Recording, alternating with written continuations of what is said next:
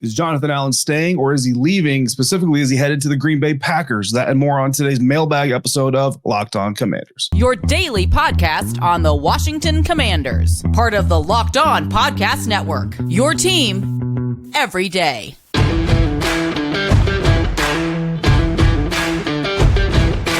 Welcome into this episode of Locked On Commanders, your daily podcast covering the Washington Commanders, part of the Locked On Podcast Network, your team every day. Thanks so much for making Locked On Commanders your first listen of the day every day. Don't forget that you can subscribe for free on YouTube or wherever you're getting this podcast, and you can continue this conversation with me by becoming a Locked On Commanders insider. Go to joinsubtext.com/LockedOnCommanders, and from there you'll get text messages directly from me. Send them to me. Questions, insight, news, analysis, insider information, exclusive content, all delivered straight to your phone.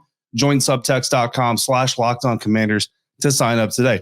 I'm David Harrison, credential member of the media covering the Washington Commanders for CommanderCountry.com, a part of Sports Illustrated's FanNation. I'm here with you every Monday through Friday, along with our everydayers. And as always, I appreciate your continued support for the show. Today's episode is brought to you by Prize Picks, the easiest and the most exciting way to play daily fantasy sports. Go to prizepicks.com/LockedOnNFL. Use the promo code LockedOnNFL, all lowercase, for a first deposit match up to $100. On today's episode of Locked On Commanders, we're going to dive into some quarterback preferences, some potential coaching pairings from not just the new head coach of the Washington Commanders, but the potential staff that they're going to flesh out. But first, we got to talk about Jonathan Allen, Washington Commanders defensive lineman, and his potential future here or with the Green Bay Packers. And this is coming from Keith specifically, but I've actually had this question from a few people, and I've just kind of hesitated to address it here on the show because I haven't had any solidified information, haven't had any solidified reports that I've seen from anybody that I trust, but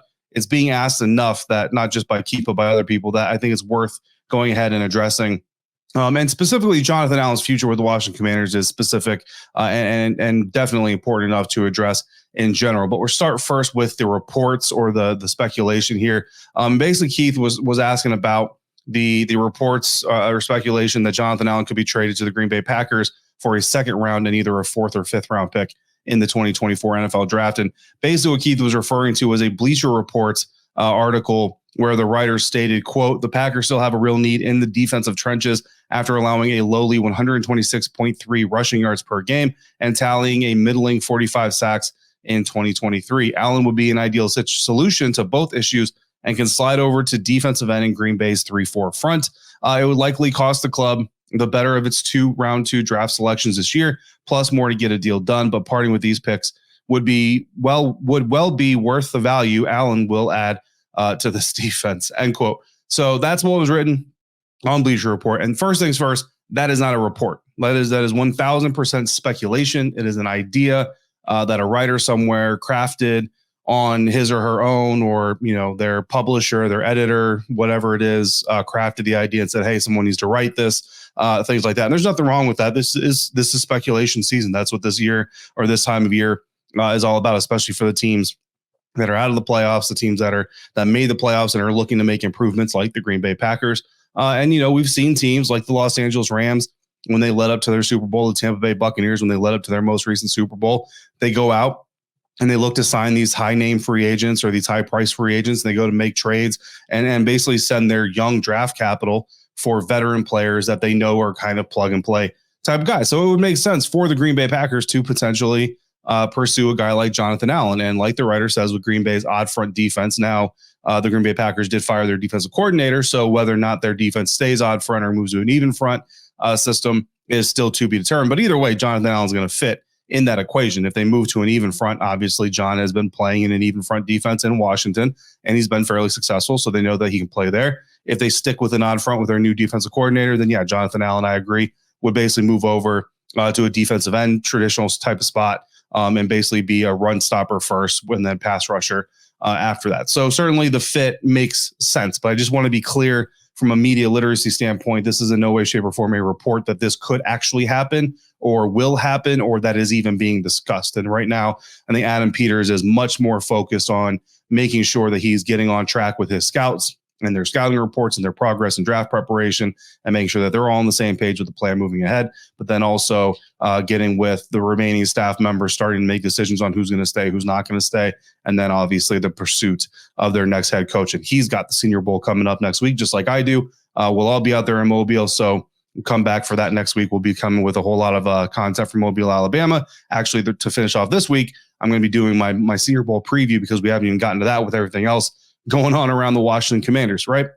So in this trade speculation, and again, I just want to make that 1,000% clear. This is not a report. This is an idea. Now, the idea is the Washington Commanders would get picks number 41 and number 125 at the best from the Green Bay Packers. Number 41 is the better of the 2 second rounders, and 125 is the higher of the 4th or 5th round picks that the Green Bay Packers currently hold. And of course, compensatory picks are going to push that 4th round pick later down the order, right? But number 41 would be solidified. So the Washington Commanders would send John Allen to the Green Bay Packers. I would leave them then with 2 picks, 2, 36, 40, 41, 67, and 100 in the first 2 days. So that's 4 picks in the top 50, 6 picks in the top 100.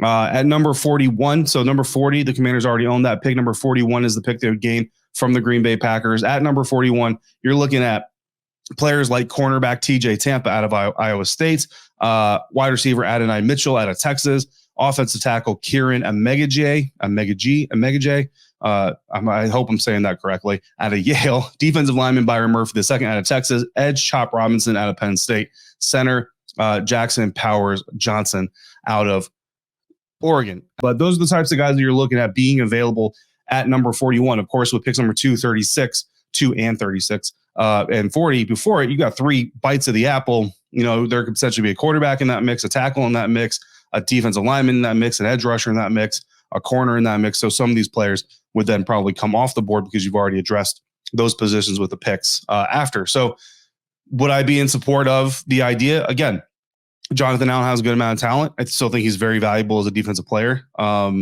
He's obviously a veteran. He's from the area. He grew up as a fan of the team. If he wants to be a part of the solution, then, you know, certainly I think the franchise has to take that into consideration. But if John Allen himself wants out, and he's been much more vocal this last season about his frustrations and admitting that he's given some thought to wanting out. And personally, if you've already given some thoughts of wanting out, to me, that shows me you want out. You just either don't want to admit it or don't want to be the bad guy in the relationship, whatever. Nobody's got to be the bad guy. If you want out, send them out. Send them to Green Bay. You know, maybe the fact that they're a perennial playoff contenders remotivates him. You know, great for him, all that stuff. And then you get these draft picks, and you get to add some more young talent to your rebuilding roster. Now, following up on that, what would happen to the Washington Commanders salary cap situation? Obviously, there's some dead cap money in John Allen's contract. And I've had some questions specifically about what is that dead cap impact? Well, when you look at dead money, and to try to explain this as deep as possible without diving fully into the contract details, because that's a whole other conversation itself, John Allen's 2024 salary cap hit is $21.4 million. So if John Allen is on the Washington Commanders roster, his dead cap, or his salary cap hit rather, is $21.4 million. That's what he counts against the cap for. Now his dead cap is $12 million. What that $12 million is, that is the remaining bonuses and guaranteed money during the lifetime of the contract, not just 2024. So the rest of John Allen's contract, he is still owed $12 million in guaranteed money. If the Washington Commanders were to trade or release him, they're not going to release him, but if they were to trade him, they would still owe him that $12 million. That $12 million stays on the books in Washington, does not travel to the Green Bay Packers, meaning that $12 million the Washington Commanders still owe is dead cap money because it still counts against the cap, but there's no player attached to it. So dead cap, right? Those come from, again, various bonuses and guaranteed salary. Now, the guarantees are always the responsible of the signing team. However, the team trading for the player can take on those guarantees like Washington did when they traded for Carson Wentz. Usually, that leads to lesser draft capital being exchanged. So if the Green Bay Packers take the $12 million of guarantees from the Washington Commanders, they'll give up less draft capital because they're taking on that money, and the Washington Commanders would want that to manage their cap. In this situation, the Commanders probably don't care about the cap space because not only that, but they're actually gaining $9.4 million in savings because the dead cap is less than the salary. So the salary is 21.4, the dead cap is 12. So you take the 21.4, subtract 12 from it, you're left over with $9.4 million. That is the savings that Washington would have. So Washington would actually trade Jonathan Allen, gain a second round pick, gain a 4th or 5th round pick, gain almost $10 million in cap space in the process. Now, if this was Daron Payne, for example, Not that it's going to be, but just for example, his cap hit in 2024, $21.6 million. But because his contract is relatively new, he's still owed $46.4 million in guarantees. So in that situation, you take $21.6 million off your salary cap, you subtract $46.4 million in dead cap, you're left with a loss of $24.8 million. So if they traded Deron Payne or released him, they would lose $24.8 million in their 2024 cap, if that makes sense. So hopefully all that makes sense. That's how dead cap works. But now we're going to turn from existing players to future coaches as we dive deeper into this mailbag episode of Locked On Commanders, part of the Locked On Podcast Network, your team every day. And this episode is brought to you by PrizePicks. PrizePicks is the largest daily fantasy sports platform in North America, and they are the easiest and most exciting way to play daily fantasy sports because it's just you against the numbers. Instead of battling thousands of other players, you simply have to pick more than or less than on 2 to 6 player stat projections and then watch your winnings roll in. With the basketball season upon us, you can now pick combo projections from across football and basketball from the Specials League. The Specials League is a league created specifically for combo projections that includes 2 or more players from different sports from different leagues. For example, you could pick LeBron James, you could pick Travis Kelce, and take them at a 10.5 combo of 3-pointers made plus receptions. So as long as the 2 combine for 10.5 3-points made and receptions combined, you win. Go to prizepicks.com/LockedOnNFL. Use the promo code LockedOnNFL for a first deposit match up to $100. Again, the promo code LockedOnNFL, that's all lowercase, at prizepicks.com/LockedOnNFL for a first deposit match up to $100. PrizePicks, daily fantasy sports made easy.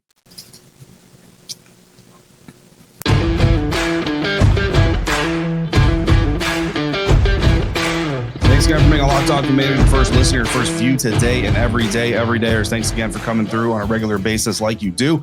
Locked On has also launched the first ever national sports 24/7 streaming channel on YouTube. Locked On Sports Today is here for you 24/7, covering the top sports stories of the day with the local experts of Locked On, plus our national shows covering every single league. Go to Locked On Sports Today on YouTube and subscribe to the first ever national sports 24/7 streaming channel. Continuing on with today's mailbag episode here on Locked On Commanders, we turn now to Bill, who has a question about the future of the coaching position and the coaching staff. And Bill says, looks like Washington is locked on, I like that, to Ben Johnson for our next head coach. So assuming it's cast in stone, who might some candidates be for the next OC or the next DC, offensive coordinator, defense coordinator? Is there a scenario where if he doesn't get the head coaching job, that Eric Bieniemy could still be in Washington? So there's a couple of layers to this thing, right? We're going to start with the offensive coordinator position. So Ben Johnson, offensive coordinator of the Detroit Lions, considered to be the favorite. He was number 1 in our power rankings on yesterday's episode because, again, I agree. Obviously, that is where this thing seems to be pointed, is that Ben Johnson is likely going to get offered the head coaching job here for the Washington Commanders. And assuming that he accepts the best job opening in the NFL right now, then he should be coming to Washington, and we'll have a lot of fun covering his journey as the head coach here. Hopefully a very successful journey as head coach here in Washington. So he's going to need an offensive coordinator right now. Ben Johnson, he runs that offense. It's his offense. It's not Dan Campbell's offense. You know, Dan Campbell doesn't call the plays there. Ben Johnson calls the plays there. So he's bringing his offense to the Washington Commanders. That's why it's been so important. Nikki Jhabvala of the Washington Post has been in Detroit the last couple of weeks for their playoff games, but then spent the entire week this last weekend there with the Detroit Lions. I went down and saw the Detroit Lions. Well, I went up and saw the Detroit Lions for their matchup against the Tampa Bay Buccaneers. And while I was covering the Buccaneers game for BucsGameDay.com, I was also definitely keeping an eye on Ben Johnson for all of you and for myself, watching him on the sideline, seeing how he interacts with his players, his coaches, his quarterback, all that stuff. And obviously came away very impressed, like everybody did, right? But the question now is, who's going to be Ben Johnson's offensive coordinator? Now, you're not really looking for an offensive craftsman, right? I think that's key number one, because again, Ben Johnson is going to bring his offense. He's going to bring his language. He's going to bring his style to the Washington Commanders. So you're really looking for a guy who knows it, knows the language, knows how to interpret it, deliver it, teach it, and is familiar with it, not a guy who's going to craft his own offense. So for that reason, offensive line coach Hank Fraley has been a very popular name. And I'm not just pulling this out myself. This is other people have already talked about this. He is the guy that basically everybody assumes, no matter where Ben Johnson ends up, Hank Fraley, Detroit Lions offensive line coach, is going to be his offensive coordinator, whether it's Washington, whether it's Carolina, whether it's anywhere else. Now, Hank Fraley has some other connections to the DMV that make it even more enticing. But bottom line is, doesn't matter where Ben Johnson goes to be a head coach. The assumption is across the league that Hank Fraley is going to be his offensive coordinator. Now, It's important to remember Ben Johnson was a holdover from the previous Lions tenure before Dan Campbell became the head coach, and he was kept by Dan Campbell. Now, Ben Johnson and Dan do have a history going back to their days with the Miami Dolphins previous to the Detroit Lions.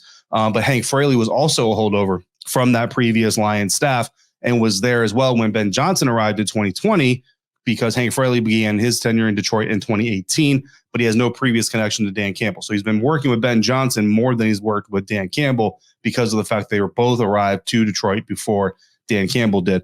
So he's got 4 seasons working with and for Ben Johnson, and also he's from Gaithersburg, Maryland. He's 46 years old, born on September 21st, 1977. September 21st just so happens to be the best day in the history of days to be born on. No bias, full bias. My birthday is also September 21st.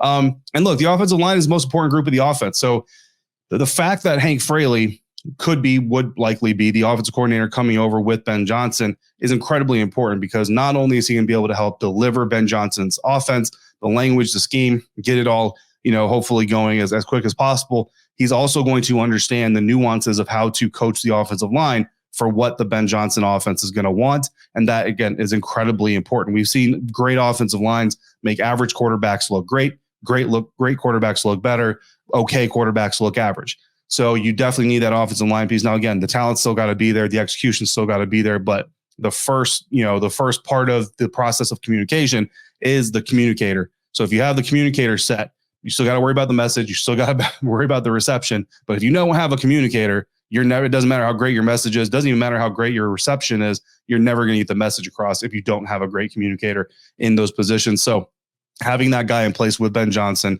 and Hank Fraley would be incredibly important for the Washington Commanders. Now, it would also be really interesting to see, let's go a step further than that. The offensive coordinator has got to have his quarterback coach, running back coach, receiver coach, tight end coach, line coach, all that stuff. You might have a run game coordinator, might have a pass game coordinator, right? So it's not just going to stop the offensive coordinator. So it'll be very interesting to see what happens with the quarterback coach position. Tavita Pritchard, I think he did a really good job. I think he's a really smart coach, really savvy coach. His communication ability is top notch. Just talking to him personally and then seeing him coach on the field, I think Tavita's got a very bright future in the National Football League. Whether or not that would happen or continue in Washington is obviously to be determined, but wouldn't hate that at all. Also in Detroit, though, Mark Brunell is the current Lions quarterback coach. Now, whether or not he was a Dan Campbell guy, so he's kind of loyal there, or if he would be willing to leave for a similar position, I kind of feel like Mark probably, with the success they've had with Jared Goff, would probably stick with Dan Campbell, stay in Detroit, continue to coach up Jared. Their assistant quarterback coach, JT Barrett, former Ohio State Buckeye standout. He's a younger coach, you know what I mean? He's got a little limited experience, but if Ben Johnson and Hank Fraley trust him enough to come in and coach up whoever the next quarterback is of the Washington Commanders, whether it be Sam, Jacoby, another veteran, a rookie, then, who am I to knock it? I don't have enough information on JT Barrett, the coach, to have an opinion firmly one way or the other on whether or not he would be an effective quarterback coach. Now, as far as Eric Bieniemy being a part of that staff, to me, that's not going to happen, and it's not going to work for multiple reasons. One, Eric Bieniemy is, again, unless something has changed, Eric Bieniemy he's on a mission to find a head coaching job. That's his intent, is to become a head coach. And he's always talked about being focused on where he is, where his feet are planted, not worrying about the future and all that stuff. But the goal, if he's being transparent, is to become a head coach, right? That's the whole reason he left Kansas City to come to Washington. There's some other things to that too, but that's the whole reason for the assistant head coach thing and all that stuff was to show the NFL, hey, I can do this on my own. I don't have to have Andy Reid as a safety net. And so that's the whole purpose of why he came to Washington in the first place. And for those reasons, that's why I don't think Eric Bieniemy would be interested necessarily in staying in Washington and being Ben Johnson's offensive coordinator, because he would basically be running someone else's offense. And we've already seen that Eric Bieniemy is not going to get credit from the NFL, circle by and large for running someone else's scheme. So coming to a place in Washington where he gets to run his own scheme and then going back to running someone else's scheme, not going to help his progress. So I think he'd probably end up somewhere else looking for another opportunity, maybe back in Kansas City. I don't know. Now, we also have the question on the defense coordinator side. Unfortunately, I don't have enough time to answer that part of it. And we have a question from Fran regarding to Ryan Kerrigan. So I will save those parts of the questions for the command huddle this weekend. I'll answer those for the insiders in the command huddle. So good questions. If you want to get on the command huddle, again, join subtext.com/LockedOnCommanders. But we're going to go back to the players now. Potential connection between future coach and NFL draft prospect coming up on this mailbag episode of Locked On Commanders, part of the Locked On Podcast Network, your team every day. And today's episode is brought to you by eBay Motors. Passion, drive, and patience. What brings home the winning trophy is also what keeps your ride or die alive. eBay Motors has everything you need to maintain your vehicle and level it up to peak performance, from superchargers, roof racks, exhaust kits, LED lights, and more. Whether you're into speed, power, or style, eBay Motors has got you covered. With over 122 million parts for your number one ride or die, you'll always find exactly what you're looking for. And with eBay Guaranteed Fit, your part is guaranteed to fit your ride every time or your money back. Because with eBay Motors, you're burning rubber, not cash. With all the parts you need at the prices you want, it's easy to turn your car into the MVP and bring home that win. Keep your ride or die alive at ebaymotors.com. Eligible items only. Exclusions apply. eBay Guaranteed Fit only available to U.S. customers.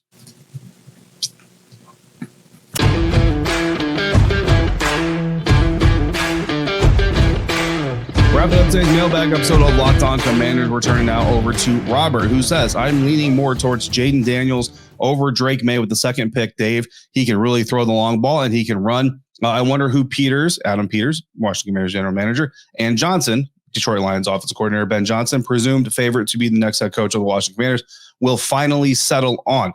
Yeah, that's a big question. And I mean, on top of it, the question is, are they really eyeing quarterback at number 2? Certainly it's a possibility. Obviously it's a possibility. Not even certainly, it's an obvious possibility, even potentially a likelihood. But again, that's a big part of the discussion that we'll get into in the future. The question now we turn to is, which quarterback would these people want to target, right? And that's a incredibly hard question to answer. But what we have to do is look at history, and you have to look at what the apparent presence or preferences seem to be for these guys. And I think when we talk about Adam Peters and we talk about going after a young quarterback, you always have to look at the history. And again, we talked about this when he was hired, but 2 first-round quarterbacks drafted in Adam Peters' head coach front office career. Again, this is the first time as general manager, so neither of these quarterbacks were guys that he specifically, quote-unquote, pulled the trigger on. But Paxton Lynch out of Memphis back with the Denver Broncos, who just flat out did not work out. And then Trey Lance with San Francisco 49ers out of North Dakota State University, which is by and large considered to be a massive failure. Not just because Trey Lance did not turn into the franchise quarterback of the San Francisco 49ers, but because the Niners traded up and spent a good amount of future draft capital to move up to get Trey Lance. Now, how much did the Trey Lance trade really fail? Well, at the end of the day, like, you have different spectrums of this, obviously, right? Bottom line is you traded up to go get a franchise quarterback. You didn't get a franchise quarterback. Boom. Doesn't matter. It's a failure. When we get into the context of it, really, it's about injury. It's about Trey Lance not being able to stay healthy, because when he was on the field, I'm not trying to say it was great, because it definitely wasn't, but he did show some flashes. And specifically, he had a 5 touchdown to 2 interception ratio in his 8 games that he was able to play. But you have a guy who can play 8 games in 2 seasons due to injuries. That's not a very good sample size. That's not a good opportunity for a quarterback to even try to get in a rhythm, try to get comfortable, try to establish himself. So really, because, and I put it this way a lot, but because Trey Lance's body did not agree with his career decisions, Trey Lance and the Niners really had no chance to ever make good on that trade from Jump Street. Now, you couple that with the arrival of Brock Purdy and his ability to do really well in a short period of time with the San Francisco 49ers, and the fact that the 49ers have been in a championship window for the last few years and are continuing to be in that championship window. So you have a franchise and decision makers that don't really have the time to be patient. Like, this isn't we're building into our championship window so we can take a few years if we need to. It's no, that you have a championship defense. You got weapons on your offense like Deebo Samuel, Christian McCaffrey, Brandon Ayuk, George Kittle, a solid offensive line. You need to capitalize right now as much as possible. So for all those reasons, Trey Lance and the trade did not work out. Bottom line, it didn't work out. But how do those experiences impact Adam Peters' decision-making? And then remember, this isn't just Adam Peters' decision alone, because he's already said this is going to be a work this is going to be a concert. This is going to be him. It's going to be Ben Johnson. And of course, Ben Johnson, you look at him and you say, man, look at all the great history he had, or all the great experience he had with Jared Goff. He's going to want that tall, statuesque type of quarterback. He's not necessarily going to want that young mobile quarterback that a lot of people are after. I wouldn't necessarily say that's true. Just because he's had success with the more statue-like Jared Goff versus another mobile quarterback, I don't think that necessarily means that Ben Johnson automatically just doesn't have confidence or doesn't have the willingness or wants to coach a mobile quarterback. I just think it means he's obviously been able to have success with a quarterback that doesn't have that mobility. So if he gets one that has that extra layer of ability, perhaps, right, he can unlock even more. So I wouldn't necessarily paint that picture either way. Now the experiences again with Trey Lance could scare Peters and Johnson away from a guy like Jayden Daniels, who is 6'4", just like Trey Lance. Trey Lance also 6'4", but Jayden Daniels is 14 pounds lighter. And if you watch some of Jayden Daniels' tape, and again, I've just started to scratch the surface on my tape studies myself with these guys, you see that come in sometimes. You take some hits that you don't want your quarterback taking. And when you consider, well, he took that hit from this college safety who's going to be selling real estate or, running a business or whatever his major is in here in the next few years versus doing that against an NFL safety or an NFL linebacker. You vision him taking that hit from a Missouri off-ball linebacker versus Micah Parsons. You know what I mean? Like, those things matter. And because of Trey Lance's injury history, I think Trey Lance's injury history and the roll of the dice that they took to make that trade, I think that actually has the potential to impact Adam Peters' decision or Adam Peters' part of this equation more than anything else. I don't know that it will completely, because again, you can't draft scared, you can't coach scared, all those things. But I do think that when you hear Adam Peters talk about how his failures have taught him more than his successes, that could be something that kind of creeps up. You look at Jayden Daniels' highlight reels and highlight film, it looks like Reggie Miller of the NFL. There's a lot of deep shots. There's a lot of deep balls. They're very nice. They're very beautiful. They're very pretty, all those things. But you're talking about deep passes. And in the NBA, you can live and you can ride and die and you can have a superstar leader that is a three-point guy. Steph Curry is doing it right now. Reggie Miller, Ray Allen has done it. But in the NFL, the deep ball, the three-point shot, whatever you want to call it, is much less. It's definitely exciting, but it's much less impactful than the three-point shot is in the NBA. You look at most passes in 2023 for 20-plus air yards this season, Baker Mayfield has the most. We had 73 of them. That's 4 per game. 4 passes per game. You're typically talking 24 to 40 pass attempts per game. 4 of them per game are air shots or air yard shots, 20 yards or deeper from the quarterback that threw the most in the NFL. So that's the top. That's the ceiling, right? The other NFL passer that had 4 or more per game was Jordan Love of the Green Bay Packers. The better of the two had a completion percentage of 37.5%. So you're attempting 4 per game. You're completing 1.5 per game on average. Now, don't get me wrong, that 1.5, that 1 to 2 explosive passes, huge, certainly huge for your team. But when you're talking about the value or the value of the deep ball versus the volume of the deep ball, those are things that have to be considered. The highest deep ball completion percentage belonged to San Francisco 49ers quarterback Brock Purdy, who completed 60.5% of his 38 pass attempts that went 20 air yards or more. He completed 22% of them. That's what that equates to. That's 1.3 per game. So again, you're talking 1 to 2 max. In the NBA, you talk about these 3-point shots, you're talking 10, 14, 15, right? In the NFL, you're talking 1 to 2 on the high end of the equation, right? So the question is, how much of a risk is it, and how much of a risk are you willing to take? You're better off, obviously, taking any quarterback risk if you're also getting additional bites of the apple through a trade back. So if you get wind that the New England Patriots just absolutely love themselves some Drake May, you go from number 2 to number 3, you trade, you get New England in number 2, they take Drake May, you trade back to number 3, you get there, whatever you get in trade capital back from them, and then you get Jayden Daniels, plus you get, say, a 3rd rounder this year, a 4th rounder next year, whatever else you get. That makes sense. So that makes the risk that you're taking a little bit better or easier to swallow. And the question isn't whether it's possible or not for Jayden Daniels to be a successful quarterback. The question is whether or not Adam Peters and his head coach, whether it's Ben Johnson or anyone else, is willing to take the risks on the unknowns that come with him and the risks of the knowns that come with him, like his willingness to just dive into the middle of defensive tackle. You love the bravery, right, from the guy. But at the same time, you're like, bro, you're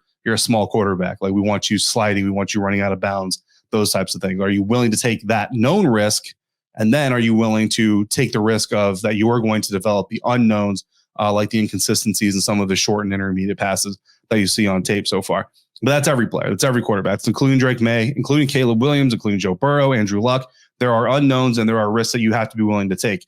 Trading back, and that's just for the trade back conversation, trading back to get a guy that you can trade back for and confidently still get helps you absorb that risk, because again, you get more bites at the apple. And that's where we are in the process. And that's the important thing to understand in the process is, I know there's a lot of people, a lot of fans especially, who believe they 100%, 1,000% exactly know what Drake May, what Caleb Williams, what Jayden Daniels, what a lot of these players are going to be in the NFL. But I'm telling you right now, the decision makers, the guys that get paid millions of dollars to do this job for a living, they are just starting to scratch the surface, not just starting to watch tape, but they're just starting to scratch the surface on their true evaluation process of these players. and they will not be really done until April 15th at the earliest. That's the earliest these evaluation guys, these talent evaluators will be done. And me personally, I'm not even completely done with any of my film study, any of my evaluations on any of these players, because that's how detailed it likes to get. Coming up tomorrow, we are going to dive into our first Senior Bowl preview as I get ready to head down to Mobile, Alabama next week for the Reese's Senior Bowl. Always a great time. Looking forward to harassing Adam Peters, Washington Commanders general manager, down there. In the meantime, if you got questions or comments, just throw them in the YouTube comment section or text me directly by becoming a Lock Insider. Join subtext.com/LockedOnCommanders. Don't forget, Locked On has also launched first ever national sports 24/7 streaming channel on YouTube. So check that out. In the meantime, until we speak again, thank you for coming out. Thank you for making Locked On Commanders part of your day, part of your routine. Until we speak again, please be safe, be kind. I'll see you next time for another episode of Locked On Commanders, part of the Locked On Podcast Network, your team every day.